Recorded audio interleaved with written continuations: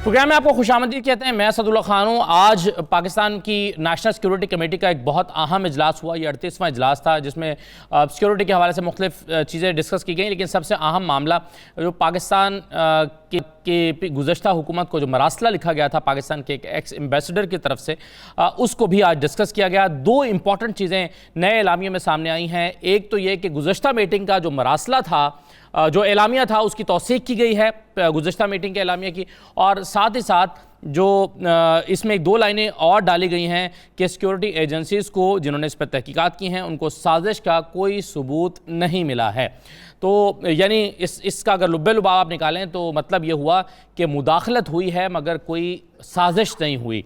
इस पर आज हम प्रोग्राम में गुफ्तगू करेंगे। दूसरा, कल इमरान खान साहब ने कहा था, आज उनकी पार्टी की तरफ से मुतालबा दोहराया गया है और कहा गया है कि हम शहबाज शरीफ की तरफ से बनाए गए किसी कमीशन को नहीं मानेंगे। हम अगर तस्लीम करेंगे तो सिर्फ जुडिशल कमीशन को, सुप्रीम कोर्ट की एक कमीशन बनाए और उसमें ओपन हेयरिंग हो, मीडिया उस पर मौजूद हो। ये मुतालबा किया गया था कल ही इमरान खान साहब की तरफ से लाहौर जलसे में। दूसरा, आज की और डेवलपमेंट्स भी हैं जिसमें स्पीकर कौमी असम्बली राजा परवेज़ अशरफ साहब ने जो इस्तीफ़े थे पाकिस्तान तहरीक इंसाफ के, उसको डी सील कर दिया गया है और उनको वो चेक करेंगे कि ये इस्तीफ़े सही लिए गए हैं या कानूनी तकाज़ों को पूरा किए बगैर लिए गए हैं, और अगर ऐसा हुआ तो फिर ये इस्तीफ़े नामंजूर हो जाएंगे। दूसरा, आज गुज़श्ता रोज़ बिलावल और नवाज शरीफ साहब के दरमियान एक अहम मुलाकात भी हुई है। इस मुलाकात से क्या हासिल हुआ या इस मुलाकात का मकसद क्या था, उसमें क्या चीज़ें डिस्कस हुई हैं और इसकी रोशनी में अब क्या होगा, इस पर भी गुफ्तगू करेंगे। और साथ ही साथ वज़ीर आला पंजाब का जो मामला है ये इसलिए बहुत अहम है क्योंकि 15-20 दिन से कोई हुकूमत पंजाब में नहीं है। ये मामला लाहौर हाई कोर्ट के पास गया था और लाहौर हाई कोर्ट ने आज जो फैसला दिया, सदर को डायरेक्शन दी गई कि वो यहाँ गवर्नर पंजाब जो हैं उन नुमाइंदा मुकर्रर करें। उस पर इस फैसले पर रद्द-ए-अमल आया है एडवोकेट जनरल पंजाब का, और वो कहते हैं कि जी कोई हिदायत सदर को और गवर्नर को जारी नहीं की जा सकती, इसलिए हम इस फैसले को चैलेंज करेंगे। आज ये तमाम मौज़ूआत हैं जिस पर हम गुफ्तगू करेंगे। मेरे साथ औरिया मकबूल जान साहब मौजूद हैं, सीनियर तहज़ीरकार हैं। बहुत शुक्रिया औरिया साहब, खुश आमदीद। डॉक्टर ज़रका तैमूर साहब हमारे साथ मौजूद हैं, पाकिस्तान तहरीक इंसाफ के रहनुमा हैं, सेनेटर हैं, बहुत शुक्रिया। और मुझे सेनेटर डॉक्टर अफनानुल्लाह साहब भी ज्वाइन कर रहे हैं, मुस्लिम लीग नून के रहनुमा हैं। तमाम मेहमानों को मैं खुश आमदीद कहता हूँ। सबसे पहले जो आज का एलामिया था डॉक्टर साहब, आज तो वाज़े तौर पर पिछले एलामिया में ये नहीं कहा गया था कि यह साजिश नहीं है, लेकिन इस एलामिया में वाज़े तौर पर कह दिया राना सनाउल्लाह साहब ने जब प्रेस कॉन्फ्रेंस भी की, और एलामिया में लिखा भी हुआ है कि कोई साजिश नहीं हुई। जी, बिस्मिल्लाहिर्रहमानिर्रहीम। बहुत शुक्रिया असद साहब। बात यह है कि हमारे मौक़िफ़ की उन्होंने पूरी तरह से एक तरह से सपोर्ट कर दी। पहला तो ये बात हो गई कि हमारे जो क्राइम मिनिस्टर साहब हैं वो बार बार कहते थे कि ऐसा तो मुरासला ही कोई नहीं है, इनको हमने बुलाया, आप आए कौमी सलामती काउंसिल की उसमें मीटिंग में आइए। वैसे उनको बुलाया गया खत दिखाने के लिए, इनमें से कोई नहीं आया क्योंकि दाल में इनके एक काला नहीं था, पूरी की पूरी दाल ही काली थी। मगर बहरहाल तो ये बात तो तस्दीक हो गई कि ये खत वाकई मौजूद है और खत ओरिजिनल है, और जो मुरासला है, जो कम्युनिके है, और इसकी इम्पोर्टेंस की भी पूरी तरह से तस्दीक हो गई। दूसरी बात ये कि बदलने से वो कहते हैं ना, you can call a rose by, regime change की कोई साजिश जो है वो तो साबित नहीं हुई ना। देखिए, साबित जब आप वो क्या कहते हैं, जब काने नहीं बताना है कि अंधा हूं कि नहीं हूं, तो वो तो नहीं बताएगा ना। अब आप देखिए राना सनाउल्लाह साहब क्या करेंगे, वो तो यही कहेंगे कि ये मुरासले में ये नहीं है, वो नहीं है। हमने इसीलिए डिमांड किया है कि आप एक जुडिशियल इंक्वायरी कमीशन बिठाएं जिसमें जुडिशरी हो और वो इसकी पूरी तरह से तहकीक करके इसको खोल के सामने लेके आए। देखिए, हम तो ले आए हैं, लेकिन ये क्योंकि ये एक डॉक्यूमेंट है जो एक गवर्नमेंट लेवल पे आया है, इसमें गवर्नमेंट्स इन्वॉल्व हैं, और पाकिस्तान, हमें ये याद रखना है कि ये सिर्फ एक पाकिस्तान का मुल्क नहीं इसमें इन्वॉल्व, ये पूरे खित्ते का आपका जो बैलेंस ऑफ पावर है, और उसकी वजह से दुनिया का बैलेंस ऑफ पावर चेंज करने की एक बहुत बड़ी साजिश है, और जिसकी वजह से पाकिस्तान, क्योंकि इजी टारगेट था उनके लिए जिन्होंने अपनी यूनिपोलैरिटी दुनिया में रखनी है, उन्होंने पाकिस्तान को अटैक किया। अब आप देख रहे हैं ना, शहबाज शरीफ साहब ने कहा मैं चाइना आना चाहता हूं, उन्होंने कहा घर ही बैठो, लोड़ नहीं तानू साडे आन दी, क्योंकि उनको पता है कि ये क्या गेम्स हो रही हैं। तो ये सिर्फ इमरान खान साहब ने बड़ी जबरदस्त बात की। उन्होंने कहा ये कहानी इमरान खान की नहीं है, ये कहानी पाकिस्तान की है, और पाकिस्तानी अफवाज पाकिस्तान का सबसे इंपॉर्टेंट इदारा है। वो हैं तो पाकिस्तान है, और उन्हीं की वजह से पाकिस्तान कभी 1971 के बाद एक मुल्क है। सही। तो हमें अपनी जो प्रायोरिटीज हैं उनको हमें दुरुस्त करना होगा, अपनी सोच को भी दुरुस्त करना होगा, और पाकिस्तान की अवाम ने कर ली है। लेकिन ये जो मुसल्लत हुकूमत है ना, इनका तो हो नहीं सकता, क्योंकि ये ऑब्लाइज्ड है, कॉम्प्रोमाइज्ड है और करप्ट है। तो इनसे आप क्या एक्सपेक्ट? बिल्कुल ठीक है, तो इसी तरह की बातें बिल्कुल सही है। औरिया साहब, अब मामला यह है कि आज जो एलामिया आया है इसके में पाकिस्तान तहरीक इंसाफ और डॉक्टर साहब भी कह रही हैं, और ऑफिशियली भी यही मौक़िफ़ आया कि जी यह तो हमारे बयानिए की जीत है। हम तो कह रहे थे कि मुदाखलत हुई है और मुदाखलत को तस्लीम कर लिया गया है, क्योंकि रीअफर्म किया गया है जो पिछला एलानिया था उसको। अब जो कल इमरान खान साहब ने डिमांड की थी, मैं ज़रा आपको सुनवाना भी चाहता हूँ कि वो डिमांड जो उन्होंने कल की थी कि कमीशन बनाया जाए, आपके ख्याल में ये आज की इस मीटिंग के बाद ये कज़िया ख़त्म है या अभी ये मामला बाकी है? ज़रा सुनिए कल इमरान खान ने कहा क्या था। मीर जाफर की हुकूमत ने फैसला किया है कि कमीशन बनाएंगे मरासले के ऊपर। शहबाज शरीफ, तुम और तुम्हारी फैमिली से ज्यादा झूठे लोग दुनिया में आए नहीं हैं। तुम्हारा ख्याल है शहबाज शरीफ कि हम तुम्हारी कोई कमीशन मानेंगे? हम सिर्फ एक कमीशन मानेंगे, सुप्रीम कोर्ट के अंदर ओपन हेयरिंग हो, जिस तरह धांधली के ऊपर कमीशन बनी थी, ओपन हेयरिंग हो, मीडिया के सामने हो, ताकि सबको पता हो कि कितनी बड़ी साजिश हुई है पाकिस्तान से। जी औरिया साहब, क्या होगा, क्या होना चाहिए, और क्या ये कहानी खत्म हो गई है? देखें, बात अभी शुरू हुई है। मैंने पहले दिन भी कहा था कि आप जितना भी ISPR करता रहे, एक्सप्लेनेशन जिसको नहीं कर पाएगा। आप कहते हैं कि मरासले की कोई हैसियत नहीं है, एक रूटीन सी बात है। तो क्या 22 करोड़ अवाम जाहिल है कि जिनके सामने यह मरासला नहीं रखा जा सकता? क्या वो गद्दार हैं जिनके सामने मरासला नहीं रखा जा सकता? बुनियादी वजह यह है कि इस मरासले की जितनी जरूरत खुलेआम देने की शहबाज शरीफ को और नून लीग को, इमरान खान को नहीं है। जब तक आप इसको खोल के नहीं बताएंगे, आप पर यह इल्जाम रहेगा। ठीक है, आप दुनिया को किसको समझाएंगे मदाखलत और साजिश में क्या फर्क होता है?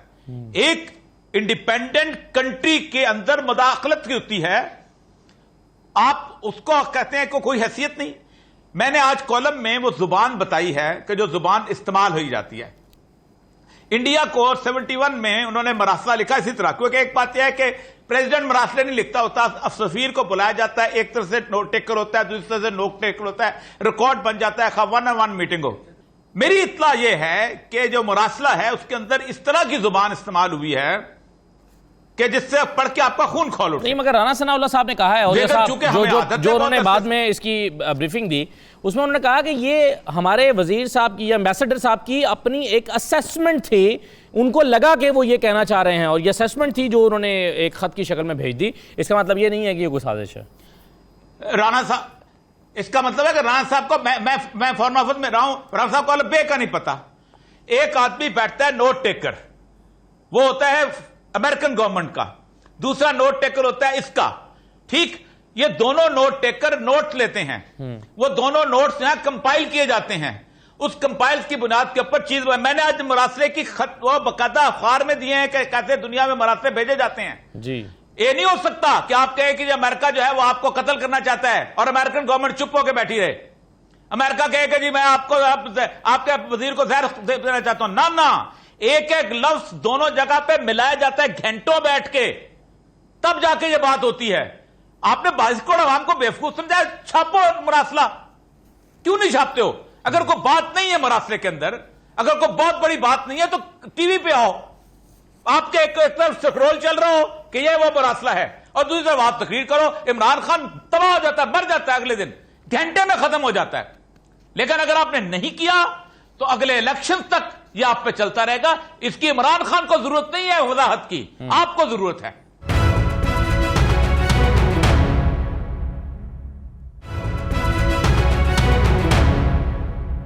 डॉक्टर फरहानुल्लाह साहब, ये एक तो राना सनाउल्लाह साहब जो कह रहे हैं कि ये एम्बेसडर साहब की अपनी एक असेसमेंट थी कि उनको लगा कि जी ये पाकिस्तान के मामलात में मुदाखलत की जा रही है या धमकी दी जा रही है। दूसरी तरफ आज नेशनल सिक्योरिटी कमेटी ने उसको रीअफर्म भी किया, जो पिछली मीटिंग का एलामिया था उसकी तौसीक भी कर दी। तो फिर ये दोनों चीजें अगर उसकी तस्दीक कर रहे हैं तो फिर इसका मतलब है कि आप ये तस्लीम तो कर रहे हैं ना कि मुदाखलत हुई है।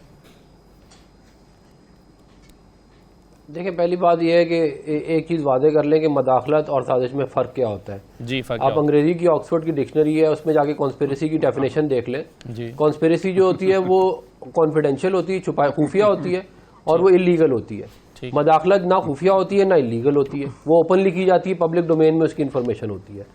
और ये कोई अहमक ही होगा, बल्कि दुनिया का कोई बहुत बड़ा ही कोई अहमक होगा जो कहेगा कि हमारे सफीर को बुलाएगा और कहेगा कि हम तुम्हारे खिलाफ साजिश कर रहे हैं, देखो जी हम तुम्हारे खिलाफ साजिश करने लगे, तैयारी कर लो, और बल्कि हम तुम्हें लिख के दे रहे हैं ताकि तुम उसका नैरेटिव भी बना लेना जाके इलेक्शन के लिए। मतलब कि कोई इतना बड़ा अहमक जो है मैंने आज तक कभी मैंने नहीं सुना है। कहते हैं इसकी इंटरप्रिटेशन डॉक्टर साहब ये हो सकती है कि जी ये मुदाखलत है, ये मुदाखलत है, लेकिन इस मुदाखलत के लिए साजिश तैयार की गई कि यूं मुदाखलत की जाएगी, इसका तरीकाकार तैयार किया गया। जी मेरी गुजारिश सुन लेना। देखें, मुदाखलत तो हिंदुस्तान को भी कहा अमेरिका ने कि तुम रशिया से तेल ना लो, ये मुदाखलत है। इसका मतलब ये है कि मोदी की हुकूमत गिराना चाह रहा है या वो कांग्रेस जो है उसकी हुकूमत लेके आना चाह रहा है। आप उसको पकड़ ले, अगर मोदी भी ये इमरान खान वाली हरकतें करे, पकड़ ले और कहे कि जी मेरे खिलाफ जो साजिश हो रही है। और कल की तकरीर में इमरान खान ने साजिश का वर्ड यूज किया है, बार बार यूज किया है। ये तो कोई पागल ही होगा जो कहेगा कि यार ये साजिश है, जो वो आप साजिश कर रहे हैं, वो खुद बता भी रहे हैं आपके खिलाफ साजिश कर रहे हैं। मैं बताता हूँ। तो ये जो है देखें, ये सारा सियासी बयानिया है। जब करप्शन का बयानिया पिट गया, सदारती निजाम का बयानिया पिट गया, तो आपके पास अब चूरन कोई बेचने के लिए नहीं है। परफॉर्मेंस आपने 4 साल दिखाई कोई नहीं है, तो अब आपने क्या करना है? आपने जो अपने इंसाफी जो लगाए हुए अपने पीछे, उनको भी तो कोई चूरन बेचना है ना। उनको क्या कहेंगे, 4.25 साल हमने कुछ नहीं किया, झगमरा है, झगमराने के अलावा हमने कुछ नहीं किया, हम तो कुछ साहब कुछ आपके बयानिया तब्दील कर दिया। और साहब कुछ ऐड करना चाहें? एक सेकंड जी और साहब, पहली बात तो यह है कि आप जिन साफियों को कहते होंगे वो कहते होंगे हमने जिंदगी जो है वो इज्जत और तौकीर से गुजारी है। एक बात तो यह है, पहली बात तो यह है कि 22 जगह पे अमेरिका ने बराह रास्त बताया कि हम मुदाखलत कर रहे हैं और हम रिजीम चेंज कर रहे हैं। जब वो कहता है खड़े होके कि हम सद्दाम को चेंज करना चाहते हैं, तो वो बेवकूफ है, कहता है सद्दाम को चेंज करना चाहते हैं। जब वो कहता है मैं कजाफी को चेंज करना चाहता हूं, तो बेवकूफ है, कहता है सद्दाम को चेंज। फॉरेन ऑफिस पे यही कहा जाता है, साजिश होती है CIA लेवल पे। और ये सिक्योरिटी पेपर्स नेशनल आर्काइव्स के पड़े हुए हैं। लमब्बा की हुकूमत उन्होंने चेंज की CIA लेवल पे, मुदाखलत की उन्होंने पेपर्स के ऊपर, बाकी जगह उन्होंने। और ये वो करते हैं। जॉर्ज टन ने कहा, हमने कहा, उन्होंने याह्या खान के बारे में लिखा है, वी गिव हिम 5 months। मैंने आज छापा है उसके अंदर अखबार में letter, we give you 5 months, वरना तुम्हें तब्दील कर देंगे। और कसिंजर की भी धमकी है। बेवकूफ को और भाई आसान तरीका है, खत छापो, लफाफा साफी, फलाना साफी, ये साफी, ये नहीं चलती। उन लोगों को बताओ जो लफाफे लेते रहे होंगे, मैं सेक्रेटरी इंफॉर्मेशन रहा हूं, छाप दो वो सारे के सारे चीजें जिनको लफाफे देते रहे हो। आपके पास रिकॉर्ड पड़ा है, नहीं तो मुझे लेके एक दिन लेके जाओ, मैं बताता हूं कौन साफी लेता रहा है। हमारे तो हाथों से गुजरे हैं। ये रिटॉर्क किसी और की जगह और किसी और प्रोग्राम में किया कीजिएगा। सही है, चलें, बिल्कुल ठीक है। आपका जी, अगर इतने जरूरतमंद हो जी, छाप दो, मुझे चलें, ये जो आपका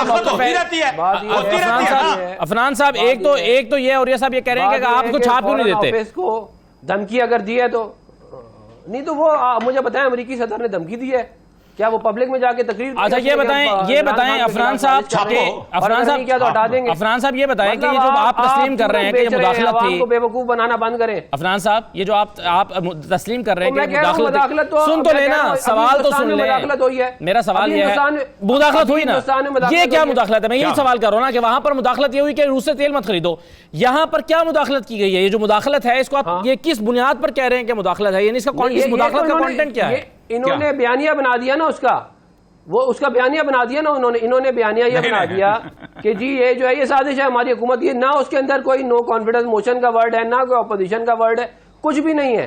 क्या है उसको क्या कहते हैं, तब्दील करके। सर इसमें ऐसा क्या है जिसकी बुनियाद पर आज नेशनल सिक्योरिटी कमेटी कह रही है कि हाँ ये मुदाखलत हुई थी? इसमें ऐसा क्या है जिसकी वजह से इसको मुदाखलत कहा जा रहा है? इसके अंदर देखें, जो नेशनल सिक्योरिटी कमेटी जो है इसके अंदर अपना पूरा का पूरा एलामिया दे चुकी है। मैं इत्तेफाक कर रहा हूं कि ये मुदाखलत ही हुई है, लेकिन मैं किस नतीजे, आप ये नेशनल सिक्योरिटी कमेटी या आपकी हुकूमत किस तरह इस नतीजे पर पहुंचती है कि ये मुदाखलत है?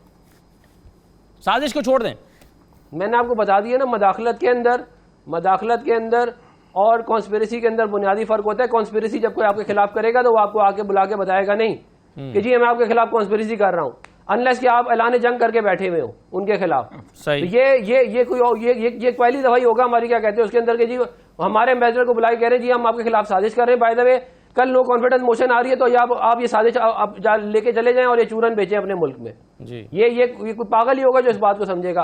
और मुझे एक बात बताएं, ये कौन लोग कह रहे हैं जो कहते थे 1 करोड़ नौकरियां देंगे, 50 लाख घर देंगे, ये वो लोग कह रहे हैं कि ये साजिश हो गई है।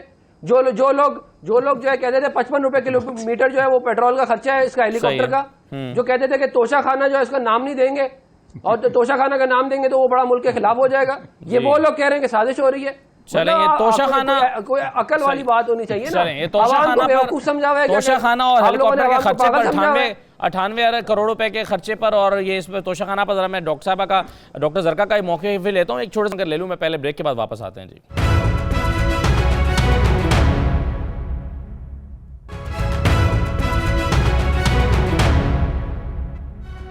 दोबारा आपको खुशामदी कहते हैं। डॉक्टर जरका साहब दो बातों का जवाब दे दीजिए। एक तो ये 98 करोड़ रुपए का खर्चा, आप ऑस्ट्रेलिटी की बात आपने की थी, शुरू में आकर आपने भैंसें भेज दी थी, लेकिन हेलीकॉप्टर का इतना इस्तेमाल किया कि आप मौजूदा हुकूमत के बकौल कि आप 98 करोड़ रुपए का पेट्रोल यानी खर्चा आपने कर दिया हेलीकॉप्टर के ऊपर पेट्रोल के जरिए।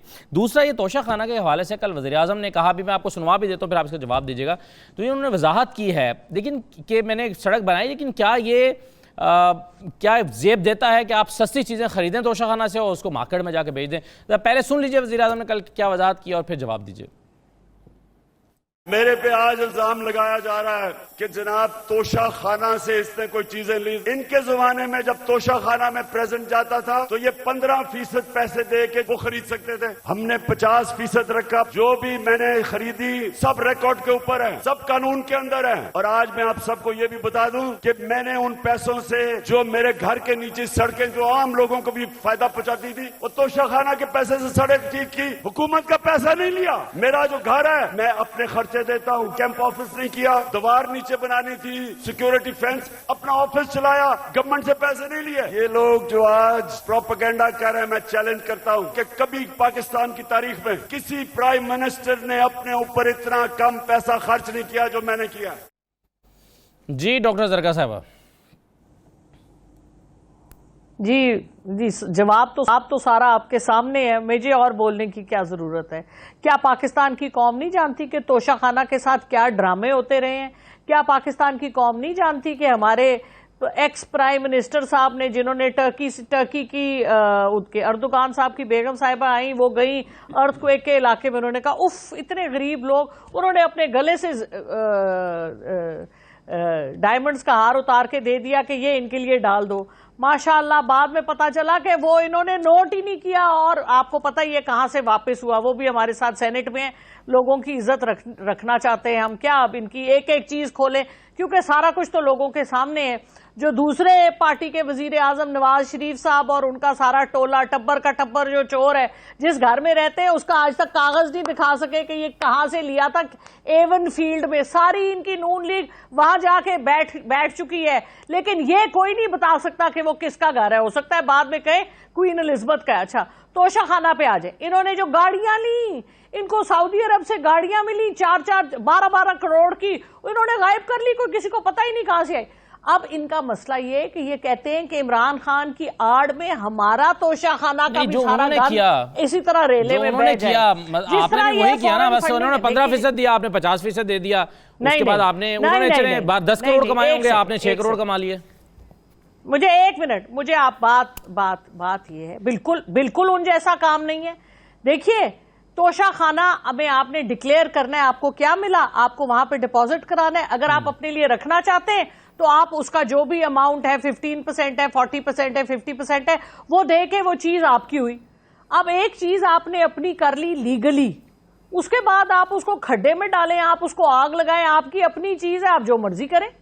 तो अगर प्राइम मिनिस्टर इमरान खान ने उसको बेच के कुछ और ले लिया, ये तो उनकी देखे ना, इतना शरीफ इतना दयानतदार आदमी है कि उसने हुकूमत में बैठ के, यहाँ पे तो लोग एक काउंसलर लगते हैं तो इधर भी हाथ मारते उधर भी हाथ मारते, एलडीए की आगे लगाने वाले पूछे किसने एलडीए के सारे। मगर ये जो आर्गुमेंट है ना मुझे नहीं डॉक्टर सरकार, ये जो आर्गुमेंट है ना, ये जो आपका आर्गुमेंट है कि जी मेरी चीज थी, मेरी हो गई, अब मैंने बेच ली, ये प्राइम मिनिस्टर की पोस्ट पे बैठ के उन्होंने किया। वज़ीर आज़म नहीं होते तो वो ये नहीं कर सकते थे कि तो वज़ीर आज़म की कुर्सी पर बैठ के कैसे नहीं कर सकते थे, तोशाखाना से कैसे ले सकते थे अगर वो नहीं कर सकते? आप मुझे बताएं, आप मुझे ये बताएं, आपके वजीर आजम हमारे, क्या उसने ऐसी गलत एक चीज आपकी हो गई, आपने अपनी पर्सनल इमलाक में जो भी करना था आपने कर लिया।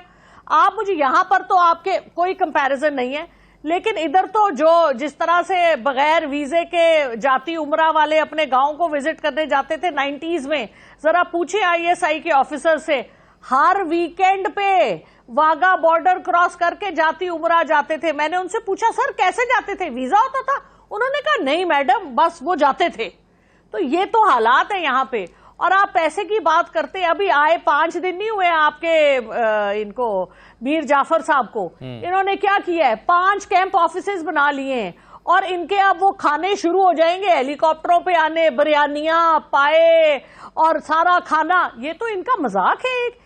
और ऊपर से जब से ये अमेरिका के थ्रू आए हैं, इनको अब खुली छुट्टी मिल गई। इनको पता है हमें किसने पूछना है, हम तो उनके हुक्म के गुलाम हैं, बूट पॉलिश करते जाएंगे चेरी ब्लॉसम से, फिर हम जो मर्जी करें। और आप देखें कि वो जो मर्जी, उन्होंने तारिक फातमी पाकिस्तान का कितना बड़ा गद्दार है उसको दोबारा से लगा दिया। वो तो इतनी जूतियां पड़ रही हैं सबको कि उनको विड्रॉ करना पड़ा, लेकिन विड्रॉ नहीं हुआ, वो अभी तक SAPM है, वो अभी तक मिनिस्टर ऑफ स्टेट का उसको ओहदा मिल गया है। आप मुझे बताएं, आपने कहां पर पाकिस्तान का मफाद रखा है? सिर्फ गद्दारी, जाती मफाद, और वो इसलिए क्योंकि आप बेच बैठे अपने आप को। मैं तो इस बात पे हैरान और परेशान हूं कि ये हमारा न्यूक्लियर प्रोग्राम, हमारा मुल्क चल कैसे रहा है इन हुक्मरान, इन्होंने तो पहले ही सब चलें, आपने बहुत तफसील से जवाब दे दिया। मगर मैं औरिया साहब की तरफ आने से पहले जरा डॉक्टर फरहान साहब, आप अगर आप इमरान खान पे तनकीद कर रहे हैं कि उन्होंने 50% एक चीज़ अदा करके और अब उसको अपनी मिल्कियत में ले लिया और फिर बेच दिया,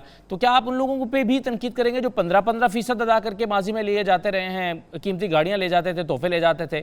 अगर आप उन पर तनकीद नहीं कर रहे और वो आप समझते हैं कि कानूनी तरीके से हुआ है, तो फिर 50% अदा करके भी कानूनी तरीके से हुआ है। और क्या हेलीकॉप्टर जो है, जो आप एतराज़ कर रहे हैं, क्या वो माजी की हुकूमतें हेलीकॉप्टर को इस तरह से इस्तेमाल नहीं करती रही हैं? देखिए, पहली बात तो ये है कि ये इमरान खान साहब सफ़ेद झूठ बोलते हैं जब ये कहते हैं कि मैंने 50% कर दिया। इन्होंने हमेशा की तरह एक बड़ी अपनी तरह से चाल चली कि आवाम को बेवकूफ़ बनाने के लिए इन्होंने सारा माल निकाला 15% पे, और जब 15% पे अपना सारा माल निकाल लिया तो कह दिया कि ये मैं उसको बढ़ा के 50% कर रहा हूँ। इन्होंने, वरना तो मुझे बताएं ना, 8-18 करोड़ रुपए का माल जो है वो 3-4 करोड़ रुपए देके कैसे निकाल लिया इन्होंने? 50% तो 9 करोड़ बनता है। तो ये फ्रॉड इन्होंने आवाम के साथ पहला किया। दूसरी बात ये है कि अगर कोई आपको तोहफा मिलता है तोशा खाना के अंदर, उसका कानून ये है कि आप जो परसेंटेज है वो देके आप ले सकते हैं, लेकिन आप ये कारोबार नहीं शुरू कर सकते कि तोशा खाना के अंदर गिफ्ट आया, आपने बाहर माल बेचा, आपने पैसे कमाई, ये तो आपने कारोबार शुरू कर दिया ना। आप ये कर सकते थे कि आप ले लेते, अपने पास रख लेते अगर आपको वो चीज़ चाहिए थी। और ये जो है, इमरान खान साहब ने बाकियों के ऊपर तोशा खाना के केसेस बनाए हुए हैं जी, कि फलाने ने तोशा खाना, और खुद माल बना रहे तोशा खाना से, और दूसरों के ऊपर कहते हैं जो है वो तोशा खाना के कहते हैं रेफरेंसेस बनाए हुए।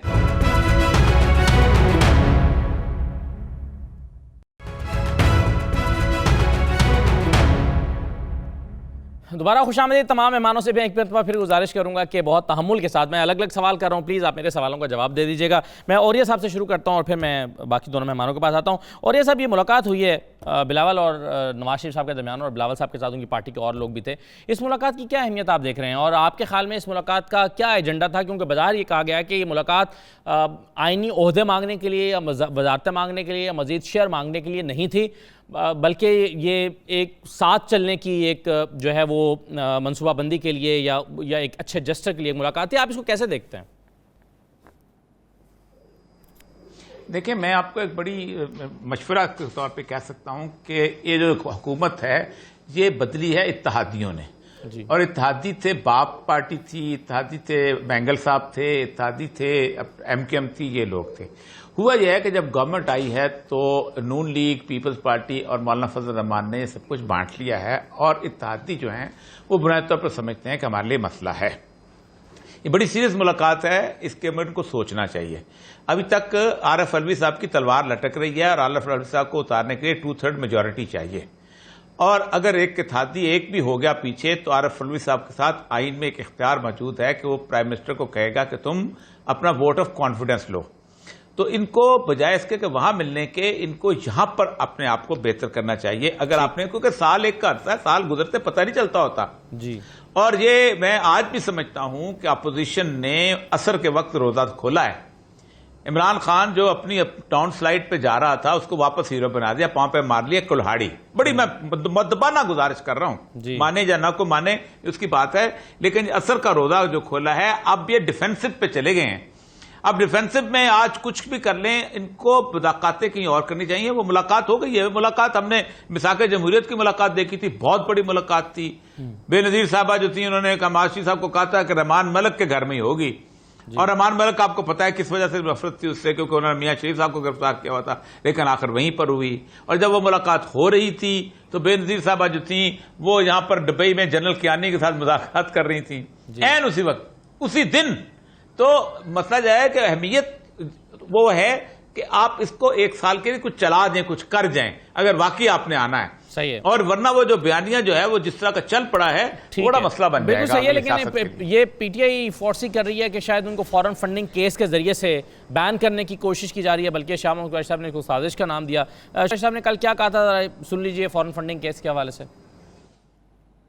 इलेक्शन कमीशन पाकिस्तान में एक साजिश घड़ी जा रही है, फॉरेन फंडिंग का केस मुरतब किया गया है। तहरीक इंसाफ ने जितने सवाल उठाए गए उनका सबूतों के साथ जवाब दिया। ये नहीं हो सकता कि ये यकसुई और यकतरफा आप हिसाब तहरीक इंसाफ से मांगे। ये क्यों कर रहे हैं? इन्होंने फैसला किया है कि एक नई साजिश के जरिए ये इमरान खान को नाअहल करना चाहते हैं, ये तहरीक इंसाफ पर पाबंदी लगाना चाहते हैं। क्या तुम इसकी इजाजत दोगे?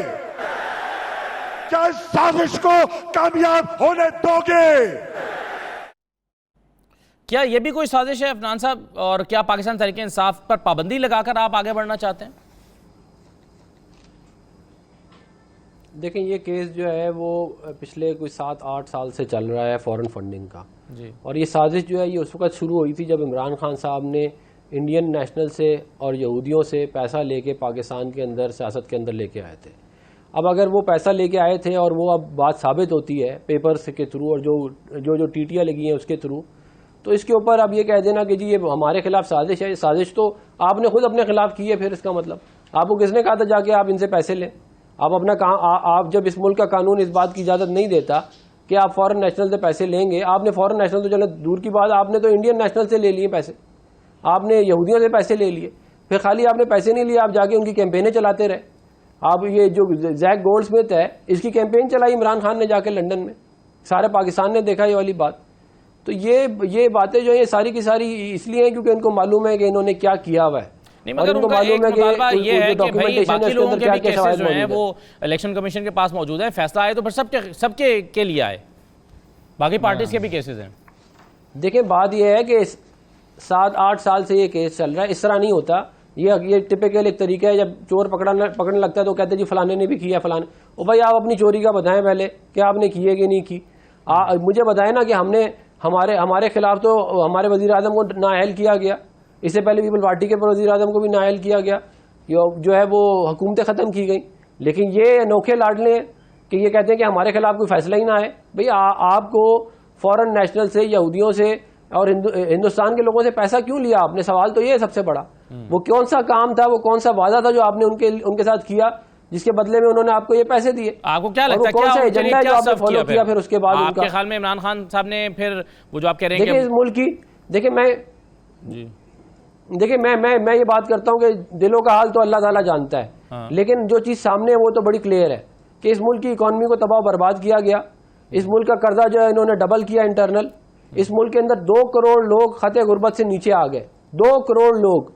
और ये मैं नहीं कह रहा, ये वर्ल्ड बैंक की रिपोर्ट कह रही है। 115 के ऊपर दिया हुआ डॉलर 190 पे छोड़ के गए, ये सारा पाकिस्तान ने देखा है। जो 50 रुपए किलो चीनी थी वो 120 रुपए में 130 रुपए में बिकती है। जो आटा 40 रुपए किलो था वो 70 रुपए। ये सारी साजिश हुई है इनके खिलाफ। ये सारी साजिश थी, या कहते हैं ये बताएं ना, ये सारा इतनी ज्यादा जो तबाही और बर्बादी हुई है पिछले 4.5 साल में, ये कैसे हो गई जी, कैसे हो गई? तो बिल्कुल ठीक है, बातें साबित चलें। अगर फॉरेन फंडिंग का एजेंडा पूरा किया, चलें डॉक्टर साहबा, अगर फॉरेन फंडिंग का फैसला आपके खिलाफ, पाकिस्तान तहरीक इंसाफ के खिलाफ आ जाता है और जैसे शाह महमूद कुरैशी साहब कह रहे थे कि तहरीक इंसाफ को बैन करने का मंसूबा बनाया जा रहा है और इमरान खान को नाअहल करने का मंसूबा बनाया जा रहा है, तो क्या होगा? बैन नहीं हो सकता। आप मुझे बताएं, ये इस मुल्क में अंधेर नकरी चौपट राज, यहाँ पर एक जिस तरह से अशराफिया चल रहे हैं और ये जो बातें कर रहे हैं, अब आप इकोनॉमी, पाकिस्तान की economy for the first time 5.6% आपका जीडीपी था 2021 में, और ये मैं नहीं कह रही, ये ब्लूमबर्ग कह रहा है, ये आपका वर्ल्ड बैंक कह रहा है, और आपका 4th बेस्ट आपका वेलफेयर का प्रोग्राम है पूरी दुनिया में। आपने जिस तरह गरीब अवाम को हेल्थ कार्ड दिए, कोई इनके माई का बाप जाके दे दे, किसी ने आज तक अमेरिका जैसा मुल्क नहीं दे सका अपनी अवाम को हेल्थ कवर। हमने अपने लोगों के लिए जिस तरह से कामयाब जवान प्रोग्राम, लोन्स दिए, कामयाब पाकिस्तान प्रोग्राम, स्किल डेवलपमेंट शुरू की, और आप देखिए बम्पर क्रॉप्स हमने लाए, सारे आपके वीट से लेकर मेज से लेकर चीनी तक। तो ये सारी चीजें हमारी हुकूमत में हुई, और पहली दफा पाकिस्तान इन्वेस्टमेंट आ रही थी।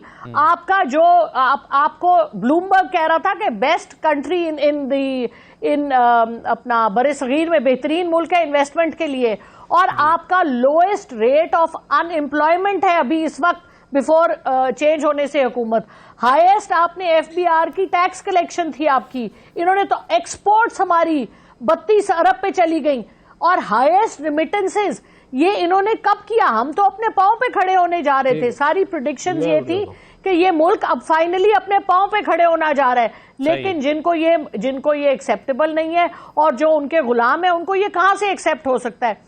तो अब आप देखिए, अभी हफ्ता नहीं हुआ, चीनी की कीमत 10 रुपए ऊपर, बिजली 5 रुपए ऊपर, और बिजली है नहीं। ये जो बिजली के बहुत बड़े सौदागर हैं जिन्होंने आईपीपीज लगाई थी अपने रिश्तेदारों को पैसे देने के लिए, फर्नेस ऑयल और नहीं, आप सुने, आप नहीं, आप मुझे कंप्लीट करने दें। फर्नेस ऑयल और कोल पे लगाई, जब पाकिस्तान में 2 रुपए की हाइड्रो इलेक्ट्रिक बिजली बनती है, क्यों नहीं बनाई इन्होंने 2.5 रुपए वाली? अब इनके आईपीपी सारे बंद बैठे, पैसे तो ये फिर भी लेते हैं। ये इन लोगों का किया हुआ गंद है। सही है, चलें, वक्त मेरे पास खत्म हो गया। मिफ्ता इस्माइल साहब गए हैं आईएमएफ के साथ डील करने के लिए, अगले केस के लिए बदल के अपनी कर रहा है, अपनी मार्केटिंग कर रहा है। अरे ये किसी को, बहुत शुक्रिया तमाम मेहमानों का प्रोग्राम में शिरकत करने के लिए। हम कोशिश करेंगे जरा इकोनॉमी का जो है वो कल जरा हम इकोनॉमी को तफसील से देखें कि क्या शराइत आईएमएफ की हैं, इसके नतीजे में क्या होगा, पेट्रोल कितना महंगा होगा, उससे क्या इंपैक्ट आएगा और उससे महंगाई कितनी बढ़ेगी और डॉलर कहां पर जा रहा है। इन जरा चीजों पर कल एक नजर डालने की कोशिश करेंगे। इजाजत दीजिए, अल्लाह हाफिज।